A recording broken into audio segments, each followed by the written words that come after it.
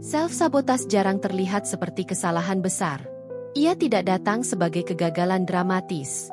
Ia datang sebagai kalimat yang terdengar bijak, alasan yang terasa masuk akal, dan keputusan kecil yang terus diulang. Bukan, aku menyerah. Melainkan, aku tunggu sebentar. Bukan, aku takut. Melainkan, aku mau lebih siap. Dan tanpa sadar, hidup berhenti di tempat yang sama. Jam di layar laptop menunjukkan pukul 23.47. Adit duduk sendirian di kamarnya. Lampu meja menyala setengah. Cukup terang untuk membaca, cukup redup untuk bersembunyi. Di layar, belasan tab terbuka. Referensi, catatan, video orang lain yang sudah lebih dulu selesai. Semuanya tampak rapi, matang, dan meyakinkan. Satu-satunya yang tidak berubah adalah dokumen utama di tengah layar. Kosong. Putih. Tidak menuduh, tapi juga tidak memaafkan. Adit mulai mengetik. Satu kalimat pembuka muncul. Ia membacanya perlahan, lalu menghapusnya. Terlalu biasa. Ia mengetik lagi dengan kata yang lebih hati-hati. Menghapus lagi. Terlalu berani. Tangannya berhenti. Ia membuka ponsel, melihat pesan Raka yang belum dibalas. Ia tahu membalas pesan itu berarti mengakui bahwa proyek ini nyata. Bahwa ada tenggat. Bahwa suatu hari ia harus mengirim sesuatu, bukan hanya merencanakan. Adit menutup ponsel. Di kepalanya, muncul suara yang sudah sangat ia kenal. Suara yang tidak memerintah, tapi membujuk. Mengatakan bahwa besok otaknya akan lebih segar. Besok ia bisa menulis lebih jujur.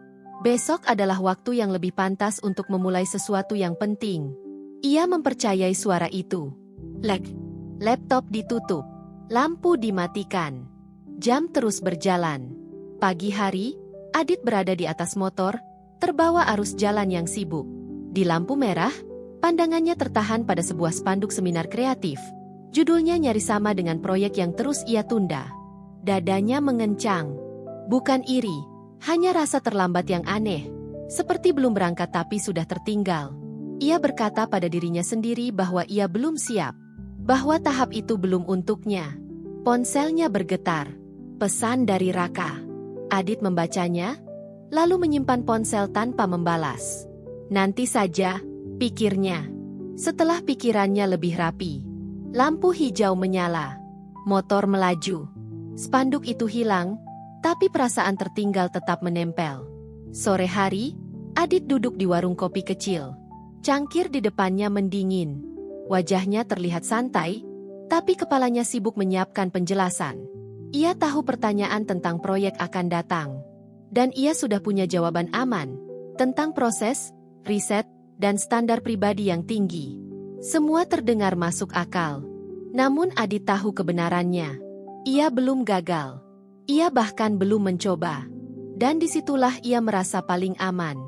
Di saat itulah ia menyadari sesuatu yang menahannya selama ini. Ia tidak sibuk mencari cara untuk berhasil. Ia sibuk mengumpulkan alasan agar tidak perlu membuktikan apapun. Self-sabotage itu tidak berisik. Ia hanya selalu menyediakan jalan mundur. Senja turun di tempat kerja Raka. Adit duduk menunggu, memperhatikan ruangan yang sederhana. Meja-meja biasa. Pekerjaan yang berulang, tidak ada sorotan atau pujian besar. Raka mengerjakan tugasnya dengan ritme yang konsisten. Tidak tergesa, tidak juga berhenti. Adit memperhatikan tangan yang terus bergerak itu. Tidak terlihat jenius. Tidak terlihat istimewa. Tapi selalu selesai. Ia menyadari perbedaan yang selama ini ia abaikan. Raka tidak menunggu merasa layak untuk bekerja. Ia bekerja dulu, lalu merasa cukup seiring waktu. Sementara Adit menunggu merasa siap, sampai waktu berjalan tanpa ia sadari. Di kepalanya, Adit hampir berkata bahwa dirinya berbeda. Bahwa ia tipe yang butuh momen. Bahwa ia tidak bisa asal mulai. Tapi kali ini, alasan itu terdengar lebih rapuh dari biasanya. Ia melihat dengan jelas, self-sabotage bukan tentang malas. Ia tentang menjaga identitas. Tentang mempertahankan bayangan diri yang berbakat. Meski harus mengorbankan kenyataan bahwa bayangan itu tak pernah diuji. Malam kembali datang. Kamar Adit tidak berubah. Laptop terbuka di tempat yang sama.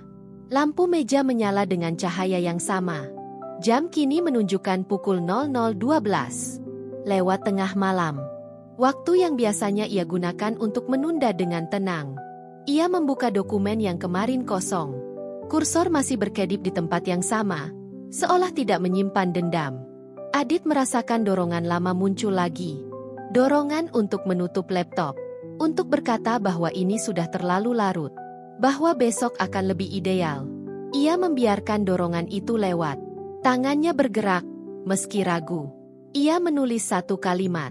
Tidak ia poles. Tidak ia perbaiki. Ia membacanya, lalu hampir menghapusnya. Self-sabotage itu muncul sekali lagi, menawarkan kenyamanan yang sama.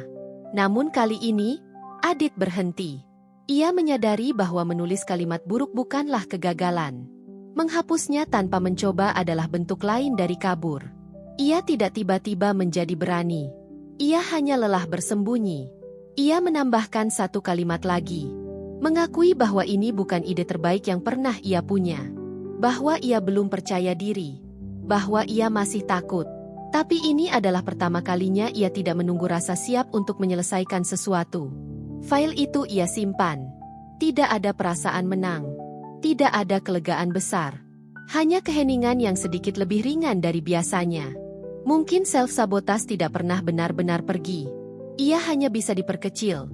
Satu keputusan jujur dalam satu malam yang sunyi. Dan mungkin, perubahan memang selalu dimulai seperti itu.